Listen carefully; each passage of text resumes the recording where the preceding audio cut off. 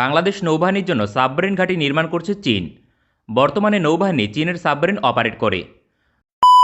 Hello viewer, welcome back to another video viewer. आज की video Weaver बहुत ही ज्यादा इंपॉर्टेंट किस्म की आप लोगों के लिए लाए हैं वीवर। क्या बांग्लादेश जो है वो चीन से सबमरीन की बजाय यूरोप से जो है सबमरीन को बाय करना चाहता है वीवर। बहुत ही ज्यादा इंटरेस्टिंग किस्म की वीडियो आप लोगों के लिए लाए हैं। तो वीवर क्या है रिपोर्ट आप लोगों के साथ शेयर करने वाले हैं। अभी तक आप लोगों ने हमारे चैनल को सब्सक्राइब नहीं किया हुआ, जल्दी से हमारे चैनल को सब्सक्राइब कर लीजिएगा। तो बिना टाइम वेस्ट किए वीडियो को स्टार्ट करते हैं।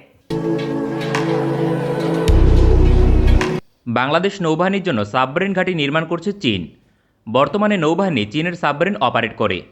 2019 সালের প্রতিরক্ষা প্রদর্শনীতে চীনের 039 সাবমেরিন উন্মোচন করেছিল বাংলাদেশ নৌবাহিনী, যার কারণে ভবিষ্যতে চীন থেকে সাবমেরিন ক্রয় করা হবে তা ছিল এক প্রকার নিশ্চিত। চীনের সাবমেরিন প্রযুক্তি পশ্চিমা দেশগুলোর সঙ্গে প্রতিদ্বন্দ্বিতা করতে সক্ষম, বিশেষ করে ডিজেল অ্যাটাক সাবমেরিনের দিক থেকে। মার্কিন যুক্তরাষ্ট্রের ক্যারিয়ার স্ট্রাইক গ্রুপে 7 কিলোমিটারের মাঝে অবস্থান করছিল চীনের একটি সাবমেরিন, যা শনাক্ত করতে পারেনি যুক্তরাষ্ট্র। অর্থাৎ চীনের সাবমেরিন যথেষ্ট আধুনিক তা প্রমাণিত। দেশটির সাবমেরিন এতটা স্টেলথ হবার পেছনে অন্যতম কারণ এর ইঞ্জিন অত্যাধুনিক প্রযুক্তির, যা জার্মানির তৈরি। বর্তমানে চীন MTU ইঞ্জিন ব্যবহার করে তাদের ডিজেল অ্যাটাক সাবমেরিনে, যা বাংলাদেশের জন্য বিপত্তির কারণ। জার্মানি নিষেধাজ্ঞা দিয়েছে চীন তাদের ইঞ্জিন ব্যবহার করে সাবমেরিন রপ্তানি করতে পারবে না। সেক্ষেত্রে বাংলাদেশ কতটা ক্ষতিগ্রস্ত হবে এবং কিভাবে এই সমস্যা কাটিয়ে উঠবে তাই তুলে ধরব আজকের প্রতিবেদনে।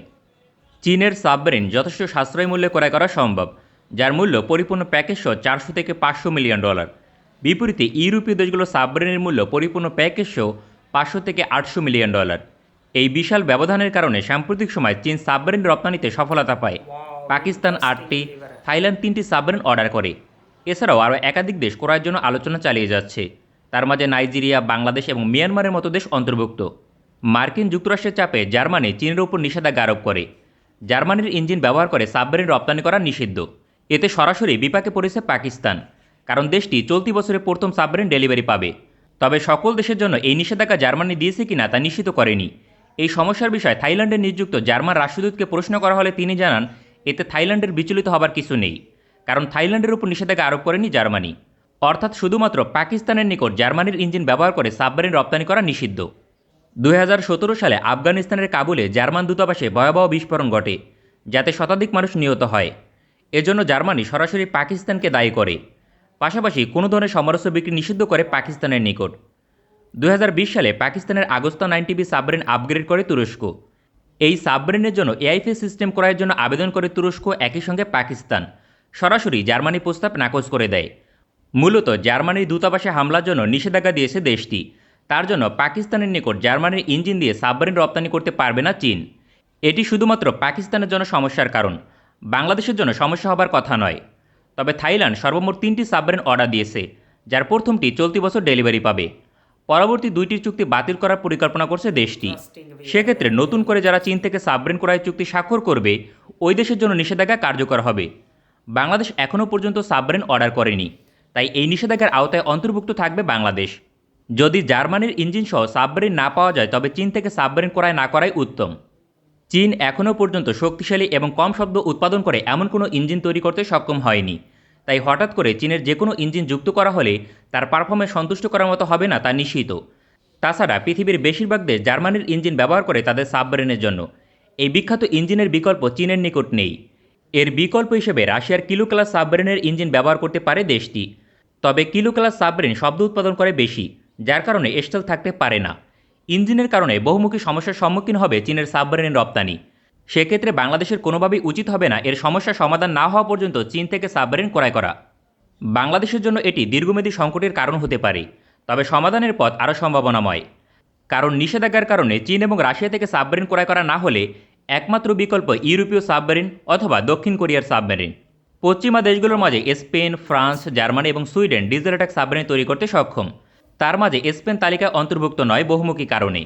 তাই ইউরোপীয় 3টি দেশের একটি থেকেই শেষ পর্যন্ত সাবমেরিন ক্রয় করতে পারে বাংলাদেশ নৌবাহিনী। তবে ফ্রান্সের সাবমেরিন না ক্রয় করাই উত্তম, কারণ ফরাসি স্করপিয়ন ক্লাস সাবমেরিন অপারেট করে ভারত। সেক্ষেত্রে সাবমেরিনের নয় সম্পর্কে ধারণা পেলে সাবমেরিন আর স্টেলথ থাকতে পারে না। তাছাড়া এই মূল্য দিয়ে জার্মানি থেকে সাবমেরিন ক্রয় করা উত্তম হবে।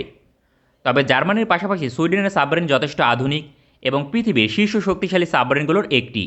কিন্তু ভারী সমরাস্ত্র একটি রাজনৈতিক হাতিয়ার, তাই বিভিন্ন বিষয় বিবেচনা করতে হয়, যার কারণে সুইডেন থেকে ভারী সমরাস্ত্র ক্রয় করার সম্ভাবনা খুবই কম, যদিও দেশটি বাংলাদেশের বাজারে প্রবেশ করতে চেষ্টা চালিয়ে যাচ্ছে। শেষ পর্যন্ত পশ্চিমা দেশগুলো থেকে সাবমেরিন ক্রয় করলে জার্মানি হবে একমাত্র গন্তব্য, তা নিয়ে কোনো সন্দেহ নেই। আর যদি তা না হয় এবং আদর্শ বিকল্প সন্ধান করে, তবে দক্ষিণ কোরিয়ার ডিএসএমই 2000 সাবমেরিন হতে পারে পরবর্তী সাবমেরিন। কোরিয়ান সাবমেরিনের স্টাইল সক্ষমতা থাকার পাশাপাশি ব্যাপক ফায়ার পাওয়ার রয়েছে। একাধিক বিকল্প থাকার কারণে জার্মানির এই নিষেধাজ্ঞা বাংলাদেশের উপর বড় কোনো প্রভাব ফেলতে পারবে না। বাংলাদেশ নৌবাহিনীর জন্য সমস্যার বড় কারণ হতে পারে সাশ্রয়ী মূল্য। কেননা সাশ্রয়ী মূল্যের কারণে বাংলাদেশ যদি চীন থেকে সমস্যাযুক্ত ইঞ্জিন দিয়ে সাবমেরিন ক্রয় করে, তবে বড় ধরনের সমস্যার সম্মুখীন হবে। কারণ অতীতের ইতিহাস দেখলে বোঝা যায় বাংলাদেশ বরাবরই এই ধরনের ভুল সিদ্ধান্ত নিয়েছে, যেখানে সামান্য বেশি অর্থ ব্যয় করলে শক্তিশালী সমরাস্ত্র ক্রয় করতে পারত। তবে অতীত আর বর্তমানের মাঝে অনেক বেশি পার্থক্য রয়েছে। বাংলাদেশ এখন সমরাস্ত্র ক্রয়ের ক্ষেত্রে বাংলাদেশের চাহিদা, কোয়ালিটি, মূল্য একই সঙ্গে বিক্রি পরবর্তী সেবাকে বিবেচনা করে। फुल वीवर क्या शानदार किस्म की यूरोप की ये सबमरीन है। बांग्लादेश जो है वो जर्मनी से भी सबमरीन को बाय कर सकता है और बांग्लादेश को चाइना से भी सबमरीन को बाय करना चाहिए। वीवर आपकी राय में बांग्लादेश को किस कंट्री से जो है सबमरीन को बाय करना चाहिए, हमें कमेंट्स में अपनी राय का इजहार लाजमी कीजिएगा। और वीवर ये जो सबमरीन है ये ग्राउंड से फिजा पर भी मार कर सकती है, एयरक्राफ्ट को भी टारगेट कर सकती है। बहुत ही बड़ी वीवर ये सबमरीन है और बहुत ही ज़्यादा पावरफुल है। और अगर ऐसे में ये बांग्लादेश की नेवी में ऐड होती है तो बांग्लादेश की और भी ज़्यादा पावर बढ़ेगी। तो वीवर अगर आप लोगों को मज़ीद इंटरेस्टिंग वीडियो देखनी है तो जल्दी से हमारे चैनल को सब्सक्राइब कर लीजिएगा। मिलते हैं आपसे नेक्स्ट वीडियो में इंशाअल्लाह, तब तक के लिए अल्लाह हाफिज़।